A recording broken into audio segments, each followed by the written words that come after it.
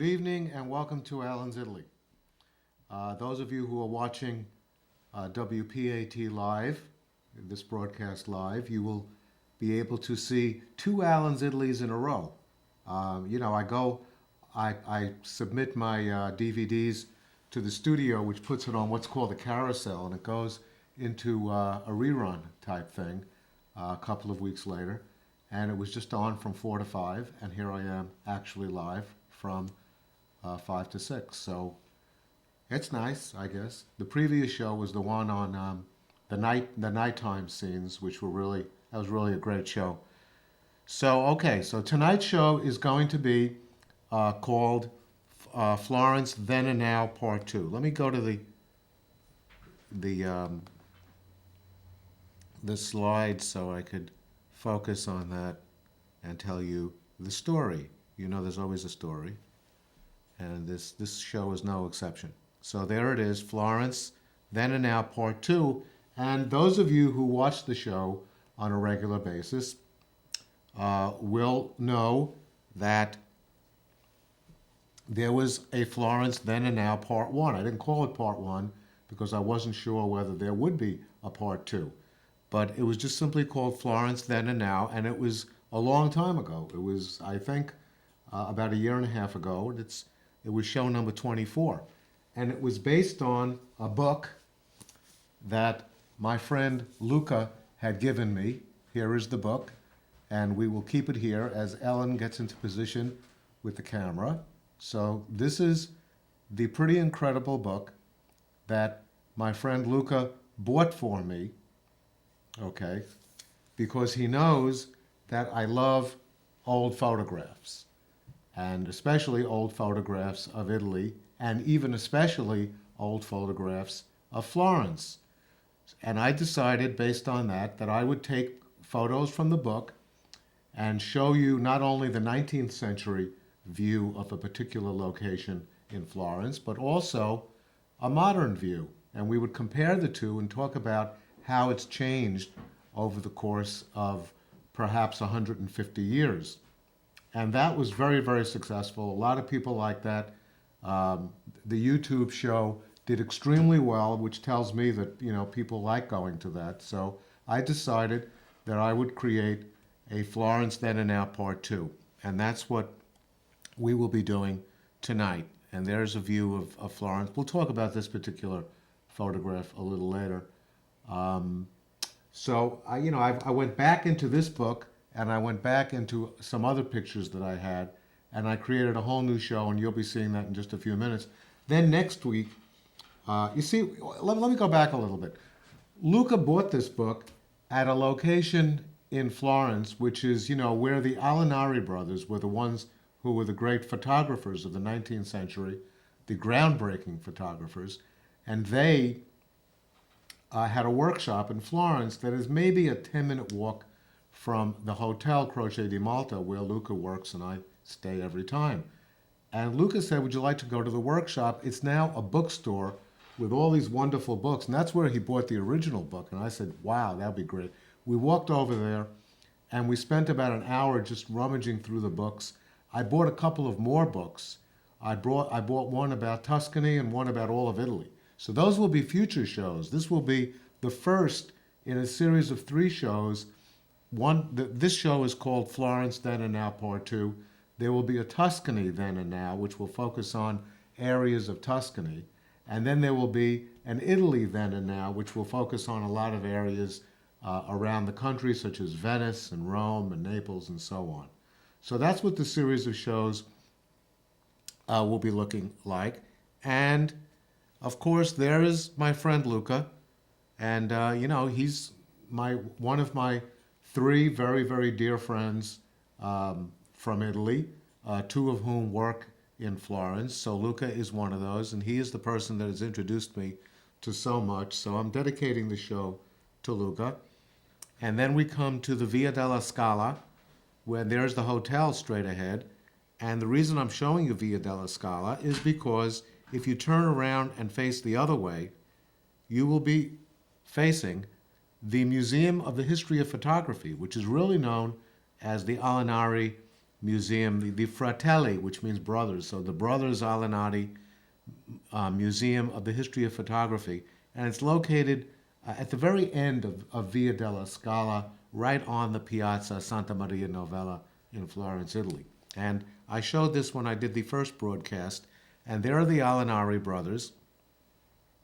I don't know, they look very mischievous to me. Like they have, they look like a really nice group of guys. And their museum is spectacular. They have a exhibitions, of course, and they also have a permanent collection. And in the permanent collection, this is one of the things they show, which are old cameras. And it's very, very interesting to walk around the museum. There's an old camera. This is one of the first photographs ever taken in Italy, and I believe it's the cathedral in Florence, but I'm not completely sure. And I just didn't research it, and it is a cathedral, and the photograph is indeed from 1850, but I can't tell you which one it is, but I will look into it and report back next week. This looked to Laura like it was Leonardo da Vinci, but it was not Leonardo da Vinci, and he sort of looked like that. This is somebody else. Not Leonardo da Vinci was. Let me explain that. There is a photographer in history who dressed up contemporaries of hers to look like famous people. So of course you could never have a photograph of Leonardo da Vinci because he lived in the 15th and 16th century. But it was, she thought it was somebody dressed up to look like Leonardo, but it was not. Okay, so here we go. We're ready to begin. And the first place we're going to begin is the Piazza della Signoria, the most famous piazza in Florence and one of the most famous piazzas in all of Italy. And I would like to focus on a particular location. And the location that I'd like to focus on is the portico. Actually, it's more of a terrace right in front of the Palazzo Vecchio, and that's the palazzo you see there, sort of, in the middle of the picture going towards the left. On the right side next to it is the Loggia dei Lanza, and right between them, peeking in between those two structures that I just indicated, is the Uffizi. So this is a very, very famous location in Florence with three monumental structures, staring you in the face. But right on the front terrace has been either the original David of Michelangelo or a copy of David since 1502. So from 1502 to 1873 was the original David that was sculpted by Michelangelo towards the end of the 15th century, and it was inaugurated on that spot. And do I have a... Okay, well, let's continue to focus on this. On that spot right in front, and you can see it. Let me just point to it. Right here. This is the statue of... this is the copy, but the original stood in the exact same spot from 1502 to 1873. In 1873, it was deemed to be getting worn from the rain and everything else, the weather of over 350 years. So they decided to move it indoors. And then in the year 1910, they installed the copy of David in that exact spot. So for the period from 1873 until 1910, a period of 37 years, there was nothing in that spot. So for a period of 500 years, there was always either the original sculpture of David or the copy. But for a measly period of 37 years, less than 10% of the time, there was absolutely nothing there.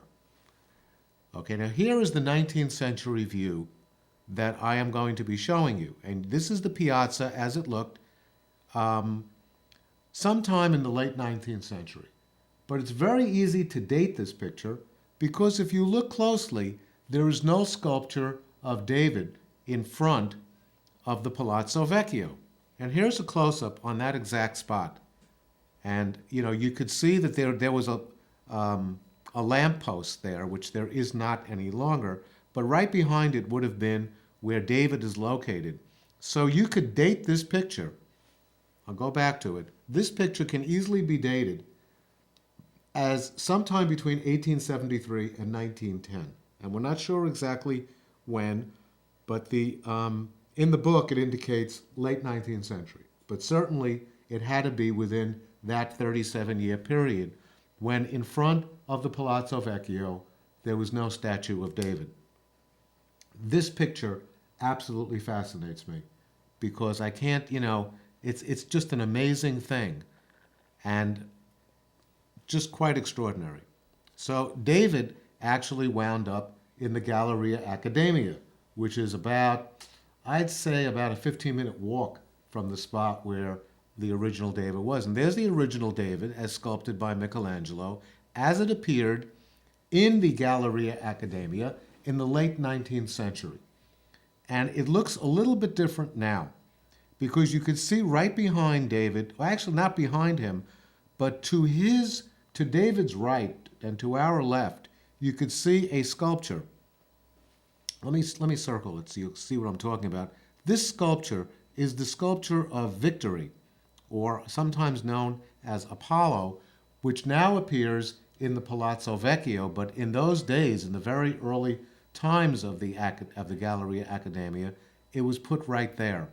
And then right next to it, to the left, to the extreme left, right at the end of the photo there, is the statue sculpted by Michelangelo, which is a Pietà.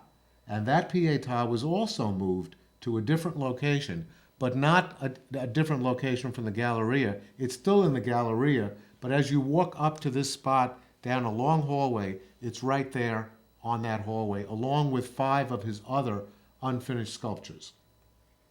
So this is the 19th century view. This is what it looks like today. And this is, you could see that the sculpture of Apollo has been removed. And if you look a little bit to the left there, you'll see that also the sculpture of the Pietà has been removed. And Michelangelo did 4 Pietàs. So, that's just one of them. The other Pietà, the most famous, is in St. Peter's Cathedral in Rome. There's one in the Museum of the Duomo, the works of the Duomo. And there's another one in Milan at the Castello Sforzesco. And there it is, David, then and now, 19th century and 21st century.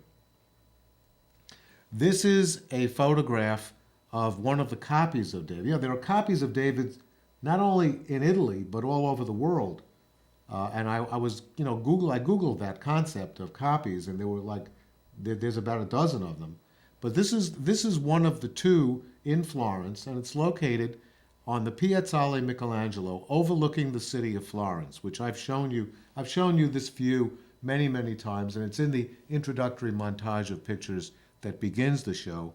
But this is what it looked like when it was first installed on the when David was first installed on the Piazzale Michelangelo overlooking the city.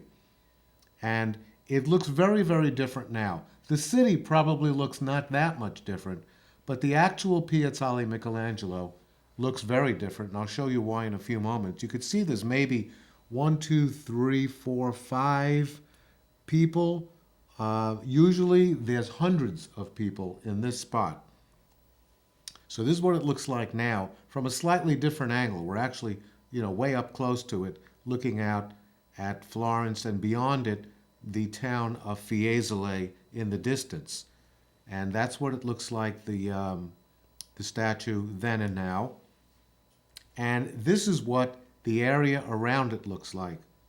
And it is indeed one of the ugliest places in Florence because it is just full of cars. That's what happens in Florence. They create these beautiful monuments and then they have no place for the people to park. So people are parked right there. And you can see David in the background. And, of course, that's not at all what it looked like in the 1870s when it was not a parking lot and there weren't that many people who actually went to this spot.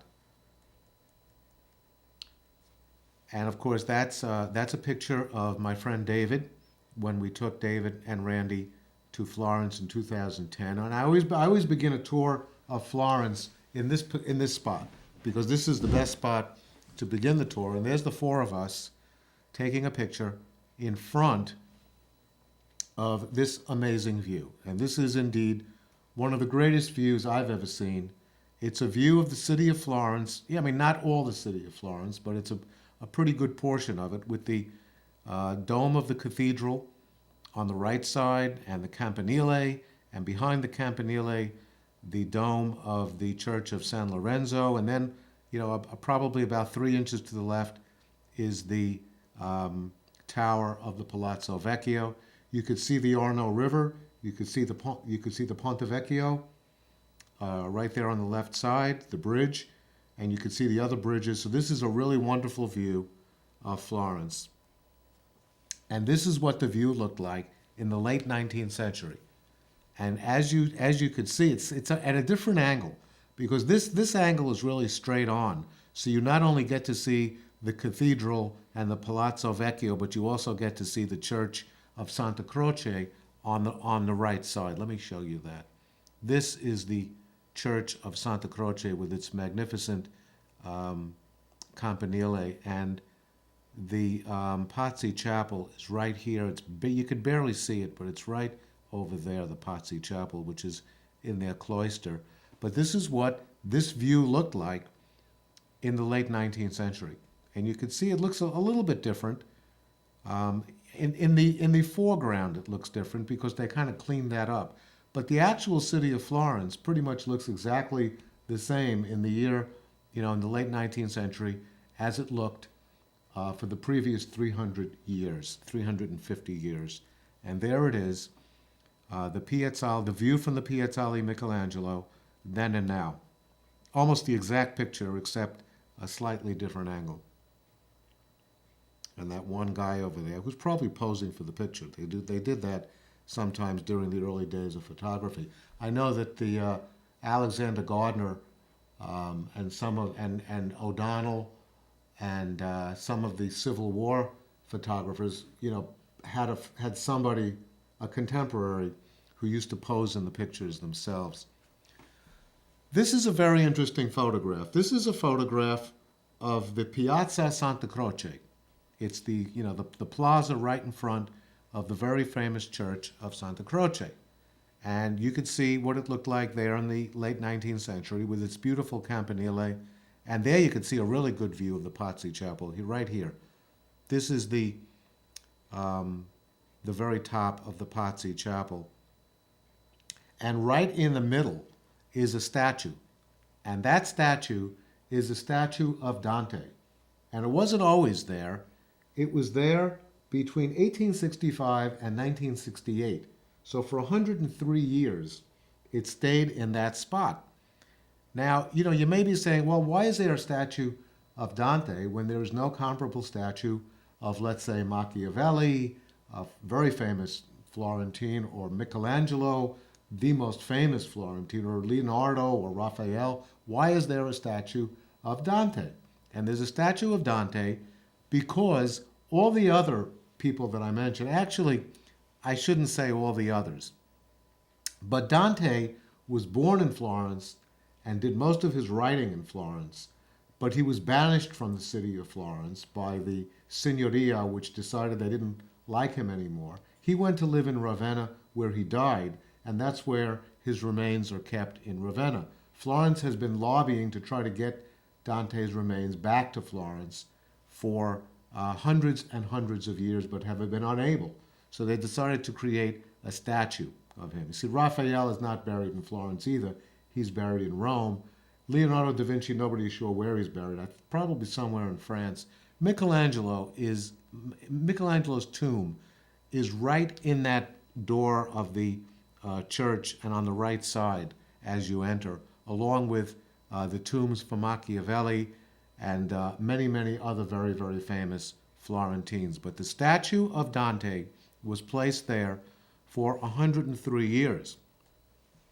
This is a modern view of that same piazza, and as you could see, the statue of Dante is no longer right in the middle. It is now off to the left side. If you look very closely at the actual church and look a little bit to the left, you will see the statue of Dante. And you will wonder why the statue was moved. Well, in this position, it interfered with soccer games. They decided that this would be a really wonderful place to have soccer matches. So they decided to move Dante from the center of the piazza all the way to the left side. So here is a picture of Dante sometime in the late 19th century, but after 1865 when it was installed, and what that same scene looks like today. And it is, it's not only used for soccer matches, but it's also used as just yet another piazza where people hang out all during the day and especially in the evening. Okay, so let's move on. And this is the shot that you saw at the very beginning. This is a picture of Florence looking southeast. And you could see there is the church of Santa Croce on the left side with the Campanile and a really great view right next to it on the right side of the Pazzi Chapel that was designed by Brunelleschi. A really beautiful, beautiful chapel. And all the way on the right side is this structure, which we'll come back to later. This is one of the original gates to the city on the Ultra Arno side of the Arno. And up here is where we just were a little while ago, the Piazzale Michelangelo. So this is the view, and I'm not sure exactly from where this was taken, but I would have to guess probably from the top of the Campanile that is attached to the Cathedral of Florence, or possibly even the actual cupola of the cathedral. And now I couldn't get the exact same picture, but this is very similar. And this is definitely taken from the top of the dome because it is taken more from an angle to the north, looking a little more to the south and considerably more to the east. So you could see the Piazzale Michelangelo all the way over there in the distance. There's that same gate on the right side, and of course the Church of Santa Croce with its very oddly placed Jewish star. And we always marveled at the fact that a Jewish star was placed at the very top of one of the most famous, I believe, a Dominican.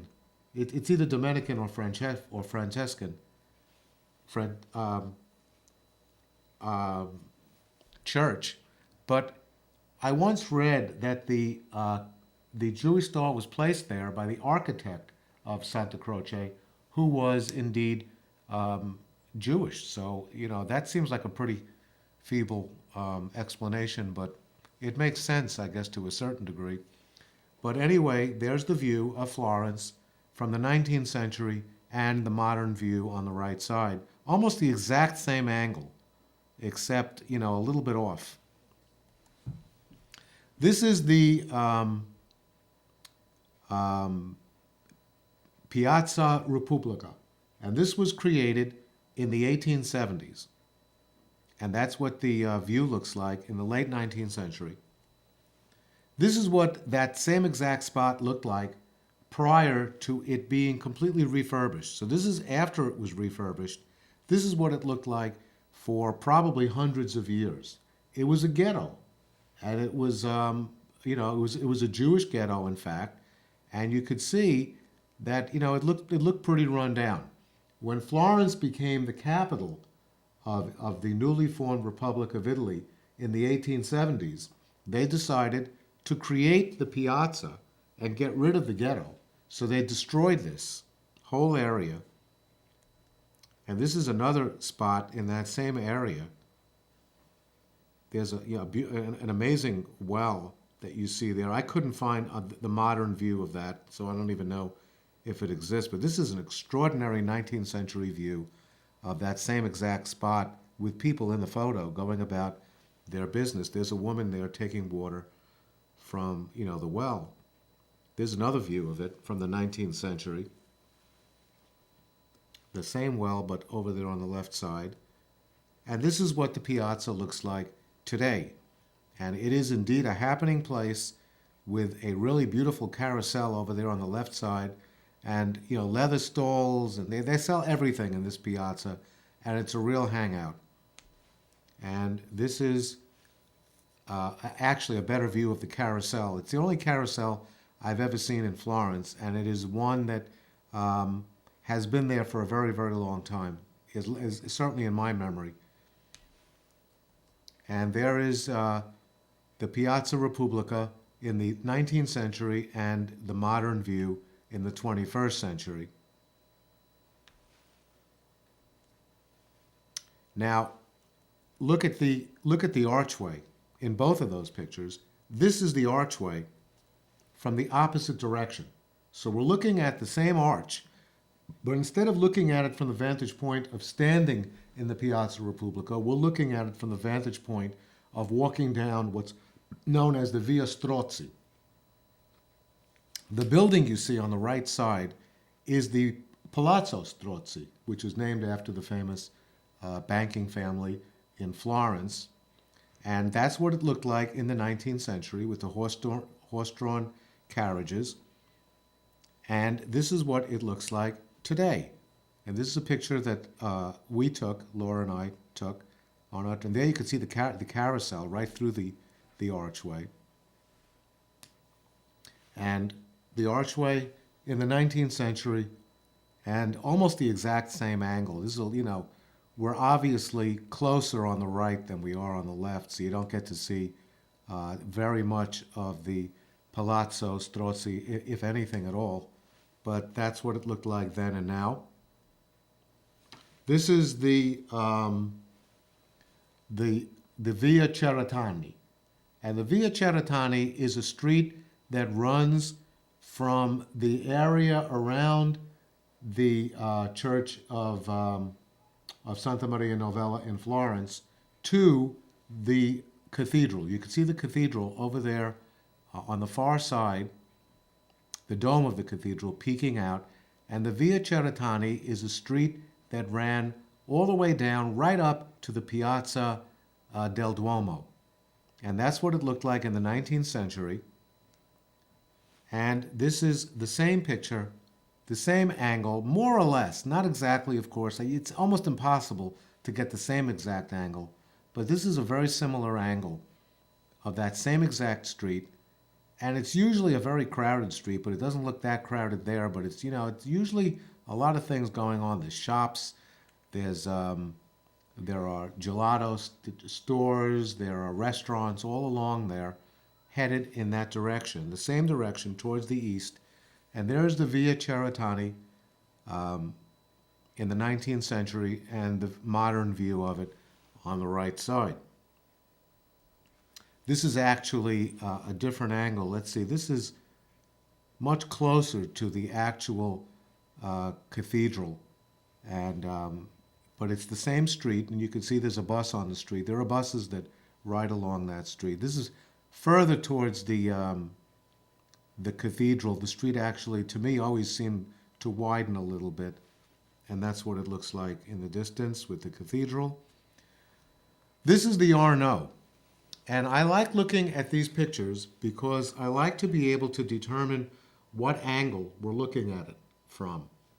So this is a view of fishermen in the Arno River, and we are looking at it from the north, looking towards, we're looking at it from the southeast, looking northwest. Now, how do we know that?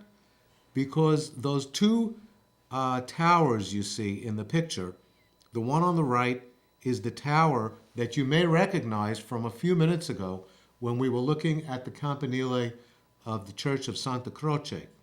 So that's that's Santa Croce over there on the right, and on the left is the tower of the Palazzo Vecchio. So we are definitely looking towards the north, and you could see that we're also looking towards the northwest.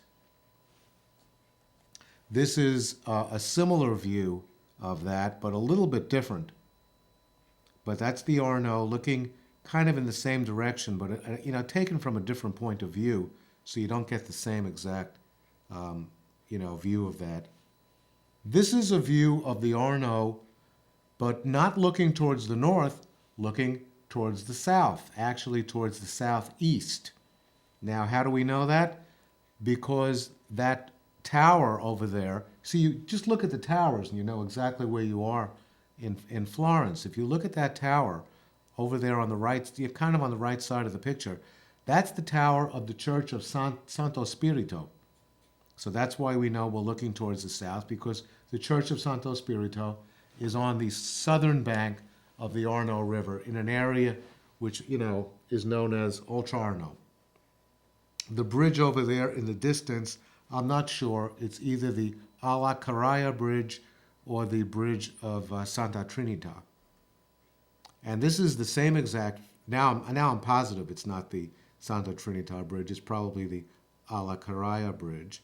Actually, I think it may even be the Amerigo Vespucci Bridge, which is the next bridge in line, but almost the same exact picture. See, here it is. Here's the 19th century view, and this is our view, which is a little more, closer up, so you don't see the tower of Santo Spirito. But there is the 19th century view of that kind of same angle and the modern view on the right side. And this is a view of the Arno River, but taken from the east, looking almost directly to the west at the Ponte Vecchio. That bridge is easy to spot because it has the buildings on it. So that's, it's easy to determine that that's the Ponte Vecchio, and those are, again, fishermen in the water. This is sort of the modern view, but we're a little bit further back from this one. You see, this is closer up towards the Ponte Vecchio. This is a little further back, but that's pretty much the same angle of that same view in the 19th century. And this picture on the right was actually taken by me within the past 3 years. I took this picture because I was just kind of walking around Florence taking various pictures. And this is a picture that I was not sure of. I couldn't figure it out. At first I thought it was the Piazza Ognissanti. I thought it may be the Piazza Santa Trinita, but I knew it couldn't be. There's a statue over there on the left side, which is the statue which is dedicated to the playwright and writer known as the father of comedy, Carlo Goldini, who was born in 1707 and lived until 1793. He was actually not even Florentine. He was born in Venice and died in Paris. But there's a statue to him over there on the left, which helped, of course, to identify. But I just couldn't figure this out. So, of course, I sent an email to my friend Luca, who identified it as indeed being the Piazza Goldini, named after the statue. And the bridge over there on the right side is the Alla Caraya Bridge. And that is, this is a very happening spot. This is the modern view of it. And that's, I've come over that bridge many, many times going towards the left. Of course, now there's a traffic signal. There was no traffic signal in the 19th century for obvious reasons. You had a few horse-drawn carriages and a few people on horses, but for the most part, there was no heavy traffic as there is now. So I would come off that bridge, going from the right side to the left side, and then it's like there's a very interesting traffic circle, which is kind of out of the view over there on the left side. But there's the statue of Goldini, and there's a better picture of the statue of Goldini, the modern view. And I said to myself, boy, this guy looks familiar. So I decided to do a little research, and I came to the conclusion that Goldini not only has a statue in Florence, but also has a statue in Venice.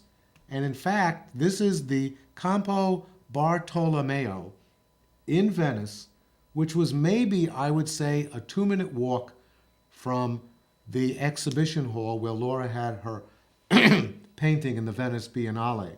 the Palazzo Bembo. So if you come out of the Palazzo Bembo, take a right, and just walk around the building, you will eventually come to this piazza, and right in the middle is a statue to Goldini, somebody I never even thought much about. No one ever did, probably. And there is his statue, not only in Florence, but also in Venice. This is a really happening place as well. It's not a piazza. It's called a campo. So it's the Campo Bartolomeo, not the piazza, because Venice only has one piazza, and that's the Piazza San Marco. But you could see a very, very narrow street over here. You see this kind of darkened area here? This is actually a street, and at the end of that street is a restaurant where Laura and I used to eat just before we used to go to her opening. But there is the Piazza Goldini on the left, 19th century view, and on the right, the 21st century view. This is the Cascina Park. There is a park. If you are looking at Florence, looking north, if you go all the way to the west, you will come to this park. And I've been to this park a couple of times. It's a very, very nice place to spend a very nice day, as you can see these people are doing in the late 19th century. This is a fascinating picture because you get to see all the types of dress that the women and the men are wearing. There's a police officer right there in the front standing next to two women. And this is what people did in the 19th century at the Cascina. And they do almost the same exact thing nowadays, except that people are lying around on the grass. I found this fascinating because, I can't see people in the 19th century lying around on the grass. They were just standing there or walking around.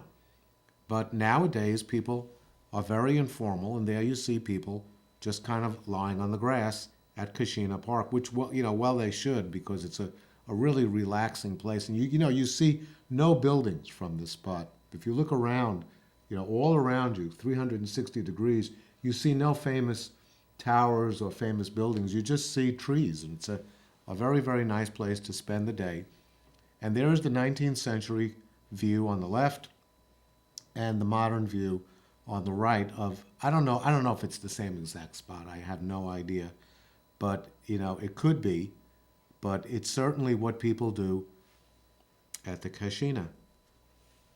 And we are still in Cascina now, but that is that building straight ahead there is the 19th century view of what was known as the casino.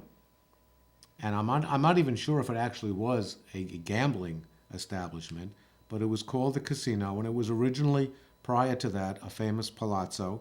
And there's the entrance to it, and that's what it looked like then. And this is what it looks like now, from a slightly different angle. This is looking at it more from the left. This is straight on, but it's the exact same scene. And I've never been there, but this was, the picture on the left, the photo on the left was from the book, and I got the photo on the right from the internet, but pretty much the same exact angle. This is the Mercato Centrale, and it's a very interesting market. And this is the 19th century view of it, of course, because they actually sell, this is where people go to do their shopping. People in Florence who don't want to go to some of the local supermarkets do their shopping at the Mercato Centrale. And there are, it's an indoor area that just has, meat stores and candy stores and produce stores. And you just could shop for anything in this. And this is a very, very popular and very, very crowded location. And this is what it looks like today, the modern view with the cars parked in front and the no parking sign over there on the left side. So, this is the central market in the 19th century and the central market in modern times. And it looks pretty much the same. It could be red, that beautiful red color there on the top. I don't know if it's beautiful, but the red color on the top and the color of the doors. It could be the same color, but you know, these are black and white photos on the left, so it's impossible to tell. This is a map of Florence from the 15th century, and you can see that there's a wall that goes around it over there on the left side. And I showed you, I'm showing you this picture because I wanted to show you the wall. And you can see that around the wall are towers. And some of those towers are guard towers, and some of those towers are gateways to get into the city. And this is one of them. And this is the Porto San Frediano. Porto meaning, you know, the entranceway or gate. And it was built between 1284 and 1333 by none other than Andrea Pisano, who was a famous sculptor at the time. And that's the 19th century view of the Porto San Frediano. And this is the modern view from a completely different angle, as you could see. So, you know, very interesting. These are, you can see how tall that door is, the door to the, you know, that used to allow people to enter the city of Florence. This is, I believe, on the southern portion of the Arno. And there is the 19th century view and the 20th century view. The next one is the Porta Romana, which is the gate that actually leads out of Florence in the direction of Rome. So that's why it gets the name Porta Romana, because it is the gate you would take if you were going to go south towards Rome. And that's a really great shot because you could see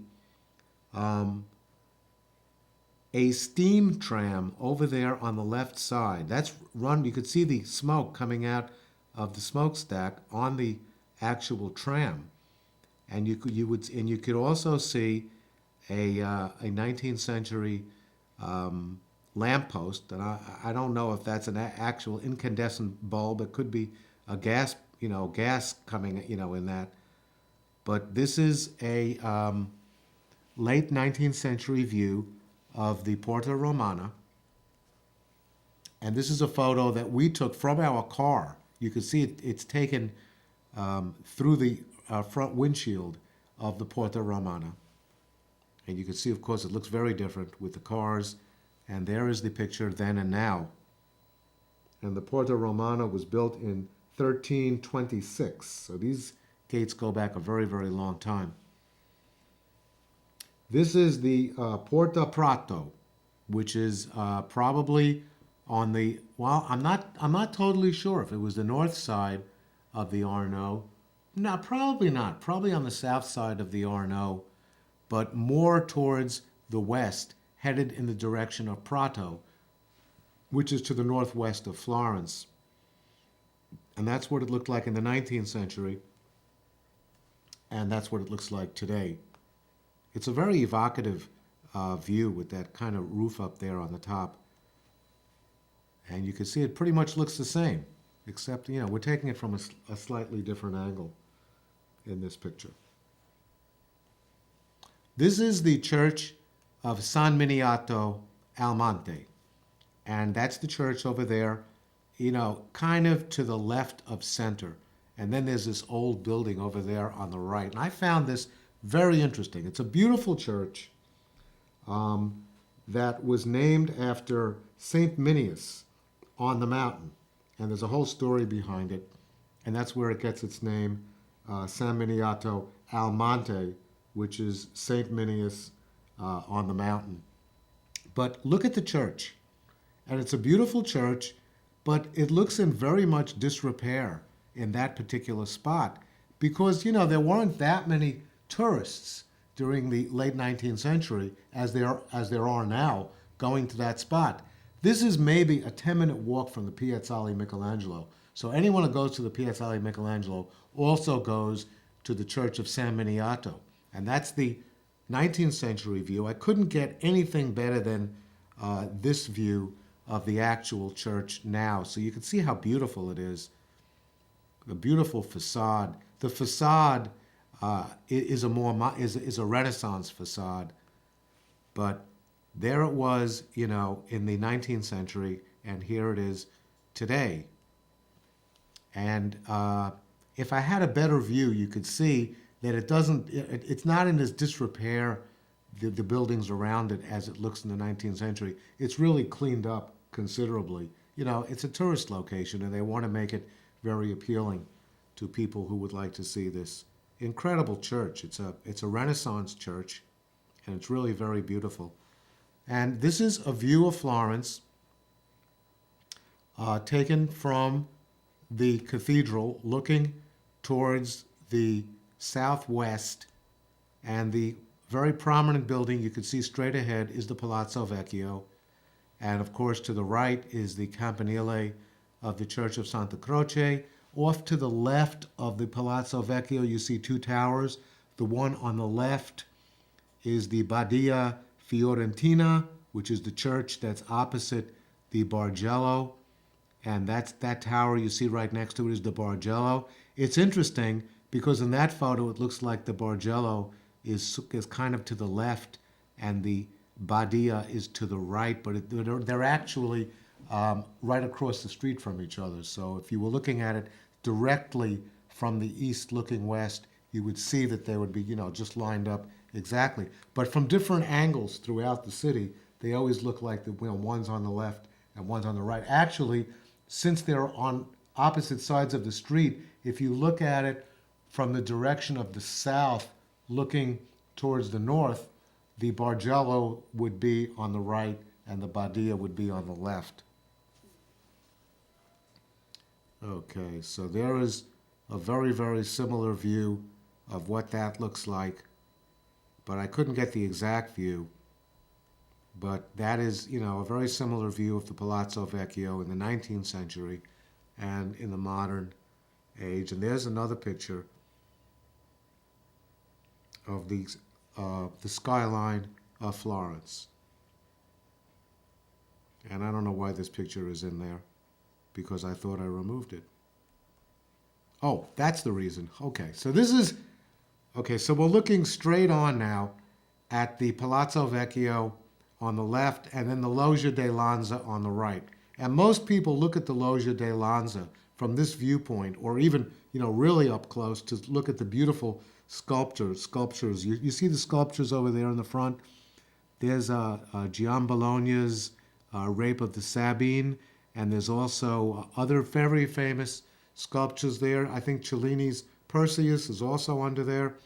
This is a very interesting view of the Loggia di Lanza, looking at it from the opposite side of the Palazzo Vecchio, looking at the Vasari corridor. That's what this is up here. I've mentioned this on a number of shows. The Vasari corridor was a passageway from the Palazzo Vecchio, and it went behind these buildings over the Ponte Vecchio all the way to the Palazzo Pitti on the other side of the Arno. And that's, this is where the Medicis worked in the Palazzo Vecchio, but a lot of them lived in the Palazzo Pitti on the other side of the river. And if they didn't want to hobnob with the locals, they would take that passageway. So that's a view of that. And then on the left is Cellini's Perseus, a very interesting viewpoint. And I got almost the exact same one that we had taken. This is not, as you see, this is more, closer to Cellini's Perseus. This is a little further away from it. You can't even see it in this particular viewpoint, but you could still see the Vasari corridor right up there on the top.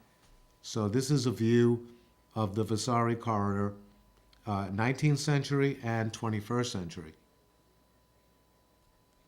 And there's a view of the Loggia di Lanza, looking at it from the completely different side. So now we're looking at it from the east looking towards the west.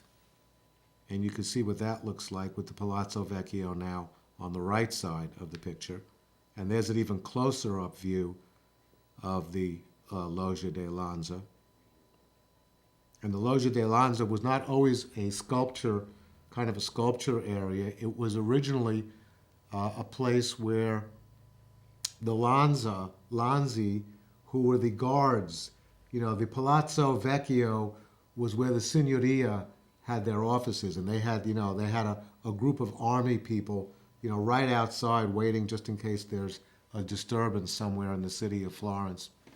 The final picture I have is a view of actually not Florence, but Fiesole, which is, it should really have been part more of the show Tuscany then and now, because Fiesole is not really a part of Florence, but I put it in the Florence show because everyone who goes to Florence also goes, I shouldn't say that. People who go to Fiesole usually start out somewhere in Florence and take the bus, or some people actually, hike up there. It's quite a long trip, so it would be quite a daunting trip. But this is a view of the Duomo of Fiesole and the campanile of the Duomo, looking at it from the Roman theater. Right in the foreground there is the Roman theater as it looked in the 19th century. And Laura and I took almost the same exact picture of that from the Roman theater. But there it is in the 19th century and now. And I have a better picture of the actual Roman theater. There it is. You can't see the campanile in this picture. You could just see where the people sat. And we're looking at it now. We're looking at the Roman theater from the viewpoint of the actors on the stage. So, in probably the first century, or the first millennium AD, this was what the amphitheater, it's not an amphitheater, it's actually a theater where, plays took place. So we're looking at it as if we're actually standing on the stage looking at the people. And this is what it looked like, 2,000 years ago. And that brings us to the end of the show. And the next show, which will be probably in a couple of weeks, will be Tuscany Then and Now. And the picture you're looking at is an amazing photograph of the Campo dei Miracoli in Pisa. And we'll talk about that a little more on the next show. But that brings us to the end, and I hope you enjoyed that. I, as you could see from my enthusiasm, really love those